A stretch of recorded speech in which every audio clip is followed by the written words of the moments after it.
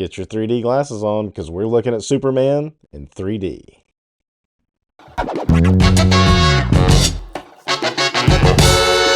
Thanks for joining me today. My name is Daryl and I am the host of Read Your Comics. Today I'm going to be looking at some 3D adventures of Superman from the very beginning to one of the most recent. I don't know if it's the most recent, but it's one of the most recent 3D Superman comics. And if you do have a pair of 3D glasses, go ahead and put them on. If you're watching this on a screen, you should still be able to kind of visualize the 3D through it. We're going to look at some of the humble beginnings of the early days of 3D comics, as well as some of the more advanced like color separations and high-end 3D by a pioneer named Ray Zone. Now, I've done some other 3D comics in the past. You can go check out a playlist up here. I also have a Superman playlist if you just want to see Superman videos. But as always, be sure to hit subscribe so you don't miss any videos in the future, whether they're Superman or something else. So let's start with a simpler time of the three-dimension adventures of Superman from 1953. This is actually a reprint of an original 3D comic. This particular one, I think it was packaged with a Superman red and blue. Remember when he was electric and then he split into two? There was a 3D like special that came out, and I'm pretty sure this was packaged with it. I don't have that, or else I would look at it too. When I picked this up, it was separated from it. In fact, I run across this reprint fairly often, and it always seems to be separated from that red-blue special. Regardless, it's still pretty neat. They did it like very much like facsimile style. It's not in the same like kind of golden age format. It would have been a little bit bigger, I believe. So it's more standard comic size. That came out like late 90s, like 97, 98, something like that. But they did like the coloring of the paper and stuff. I don't know if this is browned with age since then, or they actually published it like that. Since I only have this one copy and I've never like looked at another one to see, it's like, did they purposely brown the pages like that? I'm not really sure. Like even the inside of the cover, that seems hard to fake. So I don't know if they just printed it on like some super cheap paper, and even in the like 25, 6-ish years since this reprint came out, that it's already aged this much. So, but it's a nice touch. Either way, it makes it feel like you're looking at an old comic either way.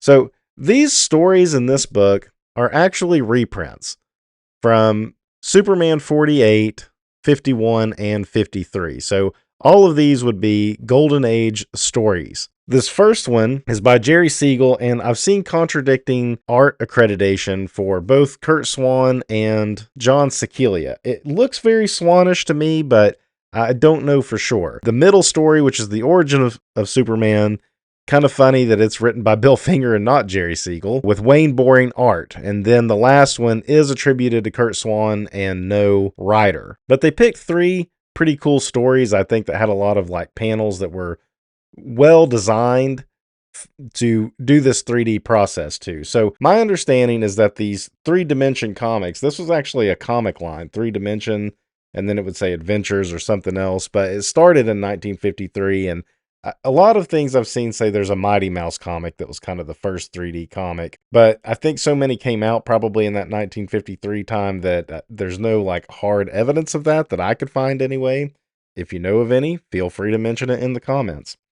But it uses the anaglyph 3D technology, which is separating like a red and a blue and shifting them, and the farther apart they are, can add depth, and then the closer together. Like if you'll notice on Superman right here, he looks like he's not very separated too much. So he's gonna, the red is gonna kind of come to the foreground, and then over here with the planet and stuff, the blues and the reds are separating, which is gonna give it depth and make it feel like it's really pushing backwards. So like I said, if you've got some 3D glasses on, maybe you're watching this on a TV, you should be able to see that 3D depth in this image. Now, my biggest complaint about this particular comic is they also did it to the lettering. You'll see in the other book that wasn't really necessary. They should have just left the lettering alone because it makes it hard to read, and even with the 3D glasses, I found it a little challenging to see clearly. Maybe some of that is my, middle-aged eyes I have, but I found like reading the text, because it was separated like that, was a little hard. But otherwise, I really enjoyed looking through this. This is definitely a book that if you see this reprint version particularly, because it's super cheap. I think I got it for $1. That's usually what I see it for too, is around like $1 to $5 at most. I think it's really neat to look at, and like I said, they really chose some really great panels, like this of Clark Kent changing and going out to stop a commotion. The storyline here feels like a Fleischer cartoon as well. It's Luthor is blocking the sunlight from the planet Earth and basically holding Earth hostage. It says he'll only turn the sun back on if they meet his demands of like essentially giving up their liberty, it says in this notice right here. And there's a funny scene with when it first happens, Clark and Lois, and Clark says, "I'm getting out of here." Lois is like, "No, Clark, don't just run away." Very cowardly. This is like the time when Clark Kent, they were making him out to be very cowardly. But he's really, sneaking off to be Superman. And as I said, this is a great panel that works great into 3D, as is like all of this. Superman's initial plan is to bore into the ground and build underground cities for the people while he figures out what's going on. So some ridiculous power set of Superman here to like not only just bore into the ground, but also build a city right away. But it was all for naught, as Luthor's able to use his like laser beam that he has, or he's shooting these rockets. It's like some of it's like a sunbeam that he shoots, like a laser beam, and then he's also sending these rockets at the same time, but the rockets are sending messages. It's all pretty corny, but I really dig the art in it. It, like I said, it does look very much like Curt Swan to me, but I'm not 100% sure. It's very crisp and clear. Reminds me of like a newspaper comic strip more so than what we'd see like going into the 1960s and stuff. So Luthor's able just to destroy these underground cities, so it was all for nothing. Then he's able to use his laser beam to heat up the ocean and cause like a tidal wave over the city. This feels almost like that Gil Kane book that I read. All of this looks really good. And Superman's doing like crazy things, like just lifting up a whole mountain and dropping it down to block this tidal wave coming in to hit the city. Luthor, on the other hand, is, giving his demands to, I guess, like the government and taking off on his rocket. These panels all look great in the 3D as well. You have Lois stowing away. This panel is awesome. All of this. I mean, it all looks great. This was a really well chosen story for this, looking at it in 3D. Essentially, Superman saves the day here. This kind of makes me want to like just do a video where I zoom in on the panels and just kind of let it go for like 30 minutes without me talking. I don't know if that's something anybody would be interested in seeing and they could watch it with their own 3D glasses or what, but it's an idea. So Superman flies up to stop Luthor, and he does. There's not much to say there, right? And you see how some panels they don't separate the text, but up here they do. That just makes it real hard to read, even with the 3D glasses on. When it's combined, there's still like a little jankiness to it when you're reading text like that. It looks great for the artwork, but for the text, it doesn't work. But that looks fine.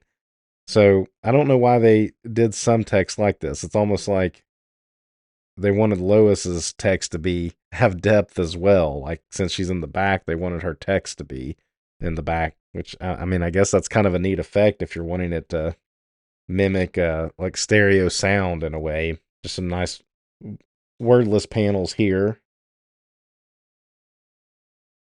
And then Superman crashes in. Well, he figures out that Luthor's using like some like disc around the sun, or flying around the sun and blocking the particles of the sun from getting to Earth.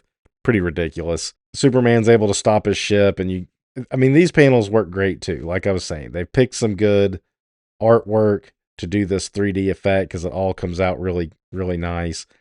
And he saves them and turns the sun back on, and they're all like, "Yay, you did it, Superman!" But then it's like, but as human nature would have it, it's so hot out here. The sun is so hot. It sure is. I wish it would disappear. So you have kind of people taking it for granted there at the end. Like, I guess that's kind of like a message, right? Then we get an origin of Superman's story. Bill Finger wrote this one with Wayne Boring art. And I know the name Wayne Boring, and I know his association with Superman. Like, he was kind of like the definitive Superman artist before Curt Swan would come on. All this looks great. And it's just the origin of Superman. but it looks awesome in the 3D. I'll just kind of flip through it kind of slowly for a second, and there's not much to tell here. I mean, this is well-worn territory. We all know this story of Krypton exploding, yada yada. And you see Jor-El here wearing his sun insignia on his chest. He didn't wear the Superman S. That wasn't like a family crest of back then, but he does look like Superman there.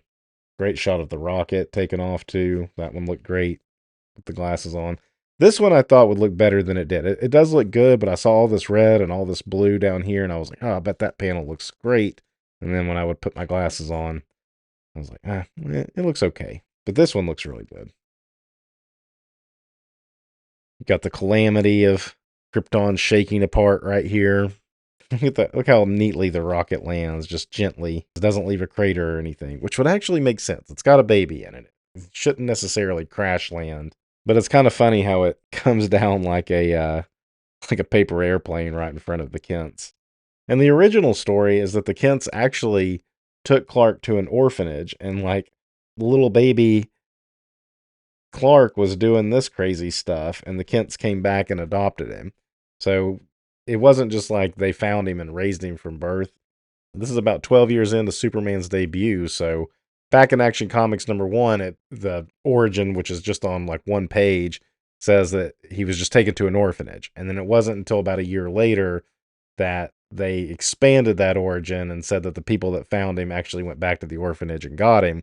That origin apparently stuck for at least, 10 or so years when this story was originally published. So I'm not sure at what point they change it to the Kents just found him and decided to keep him as a baby and never took him to the orphanage. It would make sense, though, that people would start putting things together when they hear stories of, remember that baby at that orphanage that could like lift up adults and stuff and jump up and like grab ceiling lights and stuff, like so kind of funny there. All these panels with the car and stuff, great detail on this stuff.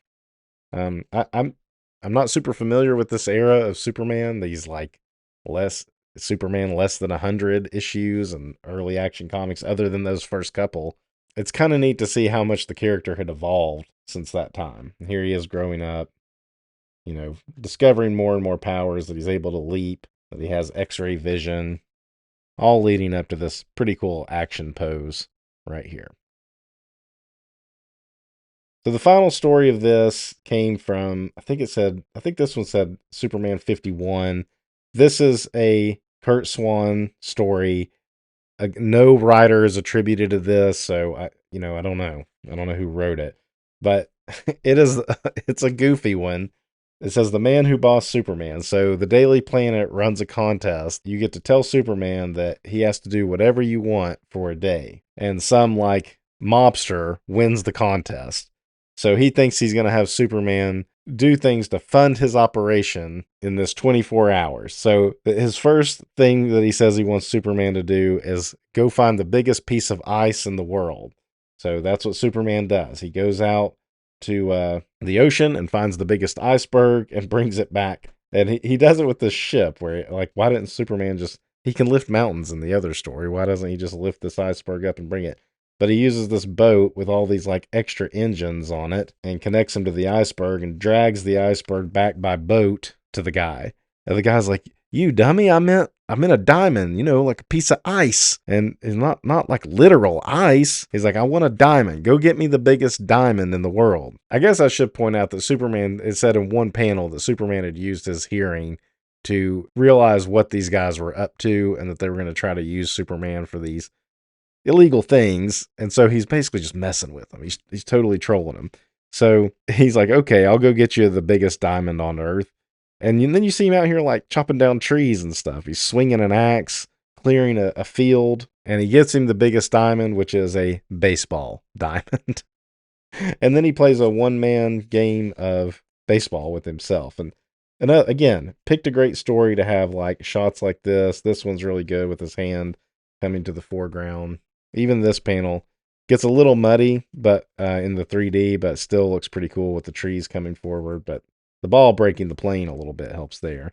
And you've even got kind of a half splash page here with Superman playing his one-man baseball game by himself. And then meanwhile, these guys are like, Superman's not very bright. This is ridiculous. Like, okay, just go get us some gold. So Superman's plan then is to get some ocean water, and I guess there's like gold in the ocean, and it's like, but he'd have to separate the salt water from the like gold particles to like actually get it to come together. And they're like, all right, that's it. They realize that they're messing with him. So they're like, we just need to get rid of him. So we need to build the biggest gun ever. So build us a gun, Superman. And he realizes that they're going to try to finish him off. And so he builds this like underground like cannon, and it takes them down in it and tells them like, here's the button to fire it. All these panels look good. This one looked really good because you've got this like grass in the foreground separating like the underground and the above ground with that perspective. This panel looks really good in the 3D. This one, outstanding. And then Superman fires them all up in the air, catches the guys. They're like, okay, we give up, blah blah blah. And Superman takes them to jail. And he's like, well, your day's almost up. You got anything else for me to do, boss? Yeah, get as far away from me as possible. So before we jump off, like, I mean, this looks great. This panel with Superman coming up towards the top, this is awesome. So this is a fun thing, and I could definitely see how like kids in the early 1950s would be pretty impressed by this. This three-dimensional comic stuff was a pretty big fad, I guess, for about 2 or 3 years from what I read, but then kind of went away. And my guess is a couple things. One, I think the other books being full color probably made these a little less desirable. And wearing glasses, it's just not fun to like read a bunch of comics all the time wearing glasses. I enjoy these 3D comics, but I could see where that wouldn't be like a staying power, and maybe, I don't know how expensive they were to produce. The glasses maybe, but the books, they actually have less color just using the red and blue. And I think they didn't understand not to do the text that way too, which made things a little harder to read. And granted, in this one, they just went with some reprint material, so it was kind of easy to reproduce. Let's jump in to the mind-bending Superman Beyond 3D. Now, this is part of the Final Crisis series by Grant Morrison. This was a miniseries that actually does take place in the middle of the bigger Final Crisis miniseries. So, just jumping into these issues, if you've never read Final Crisis, you'd be very lost. And even if you've read Final Crisis, like I have, you're probably still a little lost. That I love Grant Morrison. I like him when he gets like really meta and kind of mind bending, but sometimes too it goes over my head, I guess, and I have a hard time digesting it. That's kind of what happens with these. Like there's aspects of this that I really, really like, but I think where it blends in with the bigger Final Crisis, which is something that I didn't love when I read it when it came out back in the day, just because it was almost too heady. So, but I still want to look at this just for the pure aspect of it has some great art by Doug Mahnke, some really great color separations by Ray Zone. As I mentioned earlier, I've done some other 3D comics. I did like a 3D Kirby comic that he did with Ray Zone that was more of that black and white. Well, I shouldn't say black and white. It was just like the red and blue line art separated. It wasn't full color, but then Ray Zone in the 90s, I guess with the availability of things like Photoshop, was able to start separating those red and blue channels and do full color comics. So I think I did an Astro City that was in full color. Can't remember if I did another one yet or not. But either way, Ray Zone, very much an innovator, pushing 3D technology of this anaglyph style, which is the red and blue separating. Which is different than the 3D you see, the polarized 3D you see at the movie theaters these days. This is a great, I think this is J.G. Jones doing this cover though, and it looks really great in the 3D. In fact, with the red and blue glasses on, these like heat vision lines coming out, or I guess it's really like kind of 3D lines coming out, really like almost have like a twinkling effect from it. So let's go ahead and jump into the first issue. One thing they did in this one too that I found interesting is it's not completely in 3D every page. They definitely kept the words flat to make it easy to read, even if you don't put your 3D glasses on. Now, I do want to point out, these books came with these 3D glasses that were like folded up and like put into the middle or something. And these are terrible. If you get this book and it has the glasses in it, like, I mean, I tore them out, and you got to like put them together, and they like constantly were falling apart. They were awful. I mean, truly awful. They say Superman Beyond, 4D vision upgrade. This was terrible. So, these are cheap to get from Amazon. I think I bought a pack of them at one time. And yeah, have some of these handy, or get them from another 3D comic you have, because the ones that came with this, awful. They also didn't fit my head, really. It's like this is not a little kid comic, and they made 3D glasses that were like made for little kids. Anyway, so it starts off with Superman just getting blasted here by something. We can't really make out what it is. He looks almost robotic. His hands right there, and we're like, what is going on? What's the deal here? This page, all of this just looks awesome in the 3D. I don't remember what had happened to Lois. If in Final Crisis something had happened to Lois in this moment, and she's like a heartbeat away from dying, like literally like one heartbeat. Superman's there doing something to keep her alive. And he's, saying how he'll do anything. You say anything? And this character shows up to offer him the chance to do anything. Here's our long list of credits. Lots of inkers on this. And even Mankey himself is doing some of the inking. Your color by David Barron. I said the cover was J.G. Jones, but it's J.H. Williams. Sorry about that. And the silver cover by Monkey. Yeah, this had multiple covers. Yep, 3D by Rayzone. So this character shows up and offers Clark a chance to save Lois by helping save a race of monitors. She's like the female monitor. You know how like there's like Smurfette is the only female Smurf. She must be the only female monitor of the DC universe. The monitors being sort of like Watchers, but sort of like guardians of the multiverse at the same time. And you'll notice like this page, not 3D. So we're going to get to it in a second, where like Morrison is using this 3D gimmick as kind of a narrative device at the same time. My only complaint would be that if that's the case, if we're not in the 3D yet, why is this scene all 3D? But it almost transitions out now that I'm looking at it again. This is like heavily 3D. All this is, of course. This one, it's still pretty 3D, but then it's like we transition right out of the 3D. And of course, he agrees to do whatever it takes to save Lois. And here's where it starts to get like pretty heady with what's going on. How she's like kind of pause time and explaining how it works, and how she has this stuff that can save Lois. It can save anything really, but she needs Superman to help her real quick. And how they're going to be traveling through the bleed. Now, if I'm not mistaken, the bleed was introduced in Planetary, and it's like a place where characters travel like between dimensions. It's almost like the limbo in a way. And I guess that's where the monitors exist. So because they're traveling through it, he's going to have to upgrade to 4D vision. And he'll just do it as when he needs to. And when they get to this ship that they're on that's traveling through the bleed, Superman sees that she's recruited other Superman types, like Overman, who was the more or less kind of like the Nazi Superman. He was like raised by Nazis, but I guess kind of overcomes it in a sense. Shazam, but not the Shazam from the universe that the Superman we're following is from. And then we've got this guy who's essentially Dr. Manhattan. I don't know if he's been in anything else.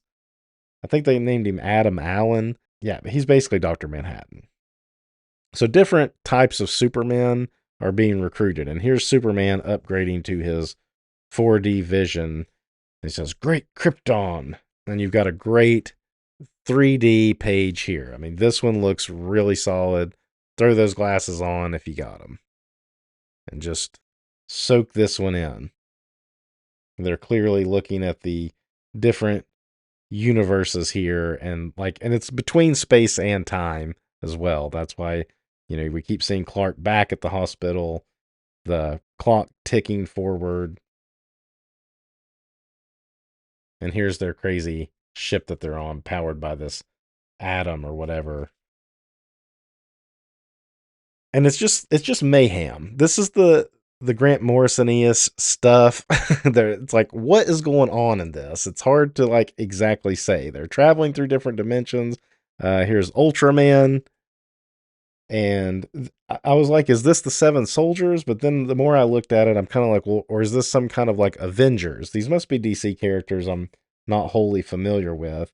Because I thought this was maybe Guardian, but the more I look at it, I'm like, oh, is that Captain America?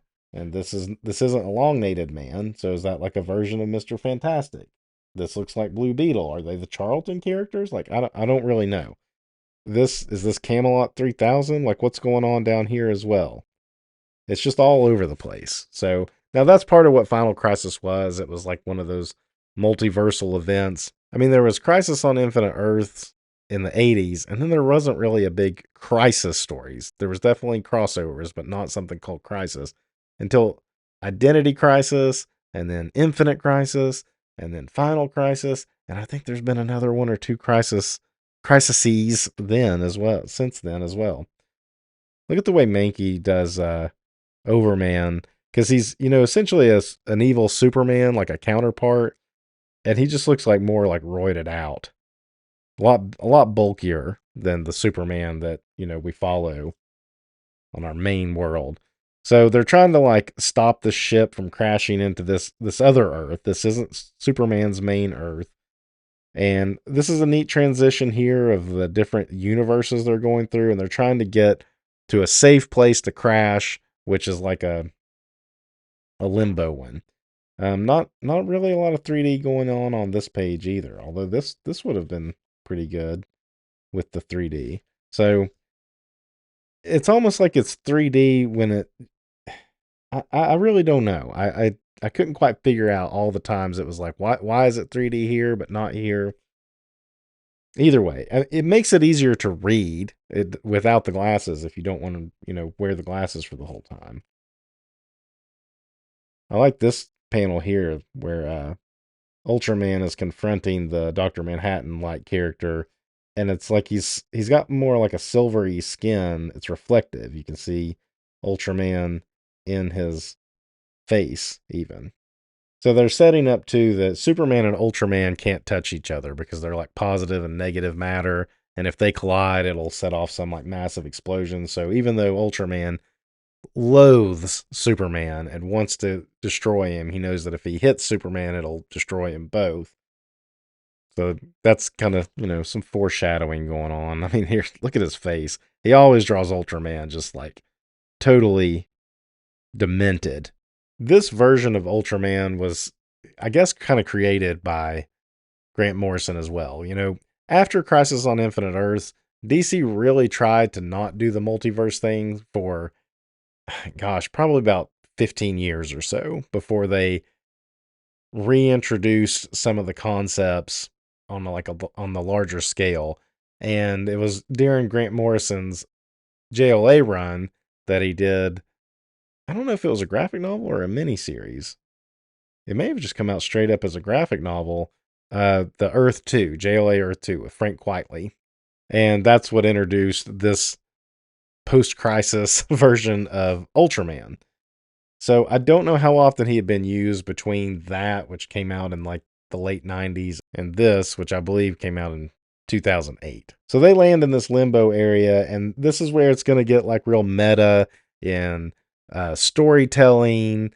What's beyond real, everything is part of a story. It's all one story within stories, all this kind of crazy head spinny stuff. I don't want to say it's new. I mean, Grant Morrison's doing his spin on it, and he's done it before. He did it even in Animal Man. But here he's getting really deep into what makes the DC multiverse what it is, which I guess this would eventually lead to that bigger multiverse story he would do another 5 years or so down the road. What was it called?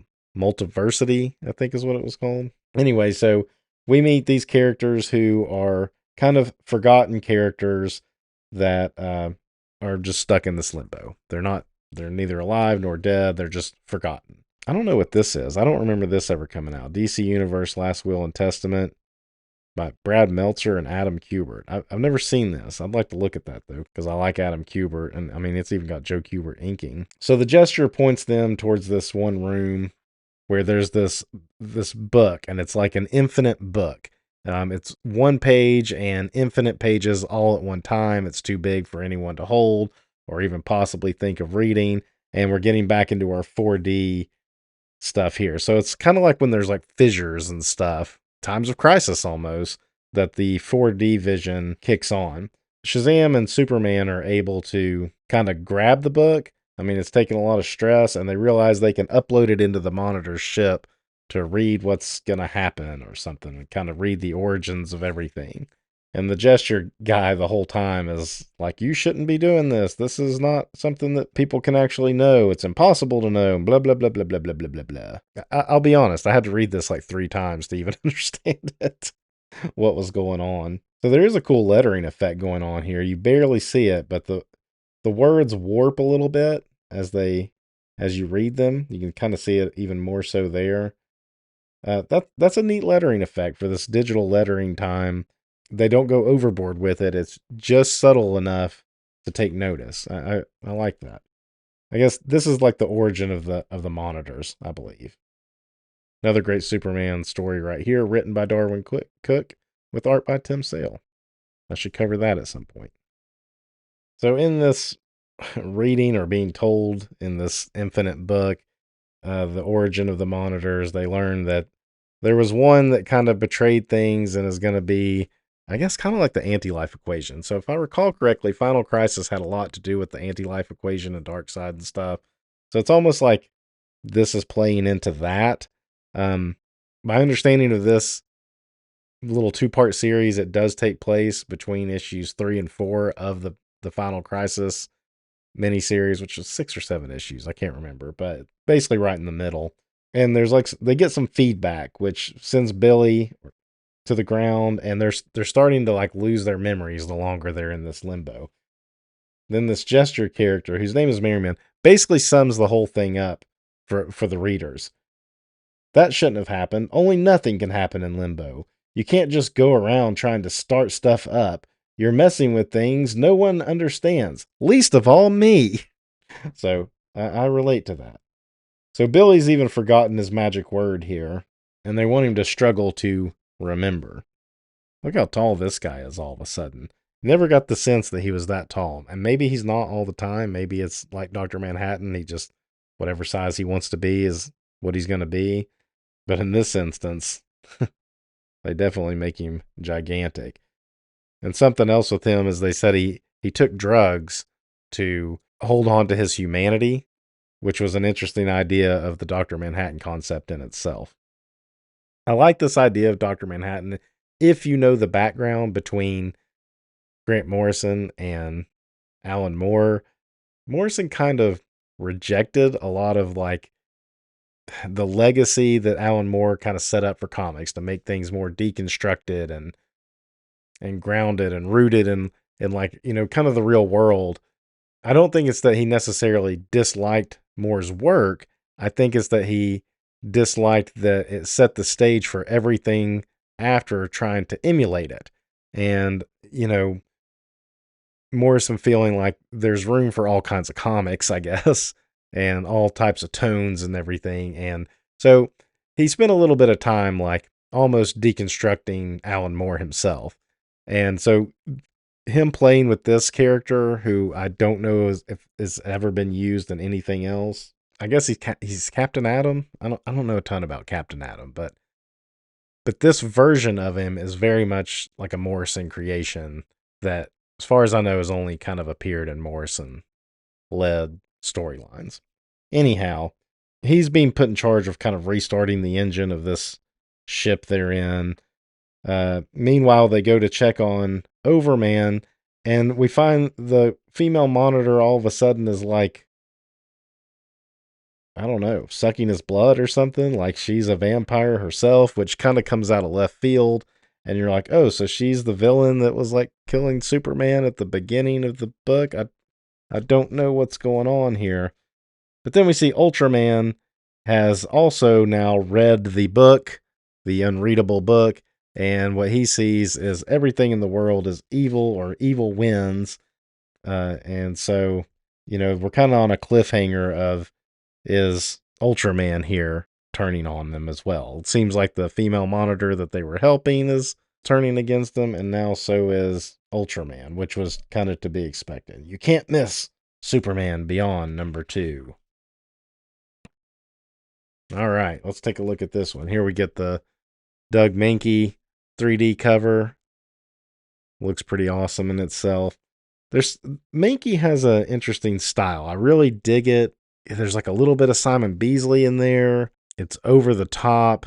In a weird sense, it's like blocky and organic at the same time. I don't really know how to explain it, but I'm really drawn to his work. And if you ever follow him on Instagram, he'll do kind of like sketch videos and stuff that he'll do it like ambidextrous, like drawing stuff. He's a pretty talented guy. This is kind of like this robotic looking Superman, as we see by his hands and like machinery stuff on his cheeks right here. He's got his 4D vision kicking on.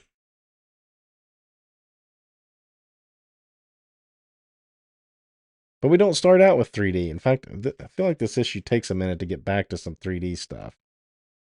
Ultraman just going off. Look how unhinged he's constantly looking, just gritting his teeth the whole time. This is a good spread right here. No 3D on it, though. You got Merryman ready to jump in. I like this character. He kind of looks like Juggernaut in a way, but it's almost like football padding at the same time. It's like a cross between like football gear or sparring gear and armor. So I don't know. They never really say his name. We're back to this girl, and now we find out that she didn't kill Overman. She just like got some of his life essence to help power something. I don't know. That part was over my head too. Interesting dialogue between Billy Batson and Overman here, saying, to be perfectly frank, I don't much like Nazis telling me what to do. And he kind of explains how he was born in the Third Reich, and by the time he reached adulthood, like the Nazis had kind of won the war and created a utopia, he says. I and my kind inherited a utopia built on human suffering. Mine is not any world, you know. And then he left his world in crisis to search for his lost cousin. I don't really know a lot about this character. This isn't like the Red Sun Superman, so I don't really know a story involving Overman that I've read. I don't know that Morrison would even use the Red Sun Superman because of his beef with Mark Miller. So anyhow, it turns out she's not bad after all, even though she tried to like drink blood from Overman here, but he's not mad about it. You've got just some battle things going on where they're kind of defending Limbo. Ultraman's just kind of going off, acting nuts back there, as Limbo's kind of tearing apart. This is a great panel of the two here. He always, I mean, like I said, he always just is unhinged, gritting his teeth, veins bulging in his neck, compared to like Superman, who's very calm and sees Ultraman as like a lot of bluster, although realizing he's very dangerous, but also knows that Ultraman wouldn't sacrifice himself just to destroy him. I mean, even this panel where Ultraman's finally had it and looks like he's going to do it, but Billy's remembered his word and he steps in the middle. But Superman was just going to stand there and be ready for it. Awesome panel there. A lot of characterization just in that panel alone. Got an awesome scene here with Captain Atom splitting into multiple versions of himself. I mean, this is an awesome panel. And then going to battle. I don't even know what they're fighting. What are they even fighting? Or I guess maybe here he's just putting the ship back together. In here, they've learned about a monitor called Mandrak. And I don't remember if they said it at the beginning or at the end. It just, I'm telling you, the story was kind of hard to process because it's just so much going on. But there's a character called Mandrak who is the first monitor, and he learned death or something too, and wants to destroy everything. So he's coming out.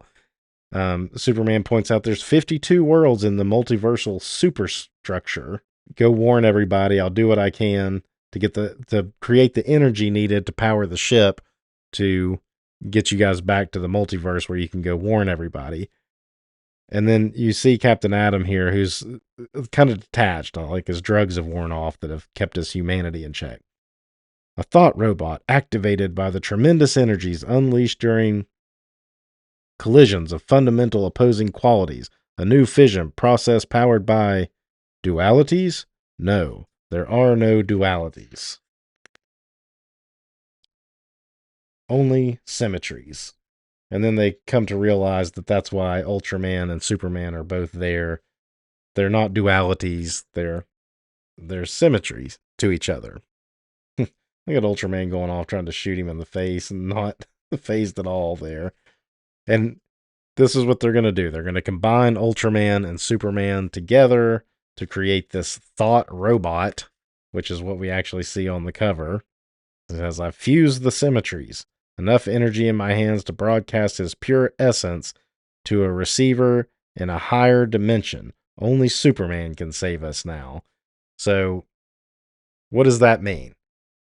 The two have been fused together, but their essence is being sent into this thought robot. And here we get the good 3D again. That's what I'm saying. Like, they're really using the 3D like a narrative device in this instead of it just being a gimmick to look at through the whole issue, right? So now that he's on this higher plane again in this multiversal thing, here's the 52 universes in like a spiral galaxy almost. You can kind of see the thought robotness of him. He has no Ultraman here. This is basically purely Superman, so kind of confusing there a little bit as to why the two needed to fuse. This is a pretty big, grand Superman thing to do, right? I mean, he's kind of going beyond everything. Superman beyond. He's beyond the levels of reality. So here we see another female, and I think this is the same character. No, she says, I am Ouija Dell, Monitrix Earth Designate 6. And she seems female as well. I guess there is more than one female. You see the one over there with her crazy headgear. Look how giant he is. His thought robot is gigantic as he marches through the hall of monitors. And then this is the Mandrak, who that's where we learn he's like essentially a monitor turned evil. And he looks wild, very devilish, very demonish. Great 3D here. He's holding the vial of the stuff Superman needs to save Lois. We forgot that was going on, right? And then they fight and they have some, heady words about the universe and everything. And it just looks solid in 3D. The thought robot aspect of it is a little goofy, but it all looks brilliant in the 3D. Great panel here. So Superman, of course, wins. His thought robot wins and throws the Mandrak down into some like abyss. He gets the little vial of stuff he needs. There's like a tomb here, though. And even though he's like beaten beyond repair, the monitors are like, oh, why did you even do this? Mandrak asked what words I'd have inscribed on my tomb. Only these. Let them be a warning. And we're like, well, what did he do? What did he ascribe? So here's Superman and Ultraman separating again. The Ultima Thule is the ship that they're in, or they're going back to it, I guess. And they go to take it on. Look at the blowing up stuff there. Ultraman getting left behind. And then Mandrak shows back up, and he's like a shapeshifter. He looks almost like a normal monitor there. Then we see him back to being his vampire size, and he turns Ultraman into a vampire Superman, for whatever that means. Meanwhile, our Superman gets to return home, and in that little bit of a heartbeat, he has whatever's inside him that helps Lois recover, and she wakes up. I like the wink at the end. That's like classic Superman style. Lois saying she was in her coma state. She had a dream. She needs a pen to write it down. And then we see what Superman wrote on the tomb. To be continued. So, very meta. This is a very, very, very meta series about storytelling. The DC universe is kind of like a living thing almost. The 3D in it just looks spectacular. So, Grant Morrison, he wrote All-Star Superman, and we love that. It's an interesting series, these 2 issues, but you really do need to read them in the context of the whole Final Crisis series. Otherwise, I don't think it makes perfect sense, personally. If you can explain it to me, I'd like to hear it. That's it for this one. Until next time, read your comics.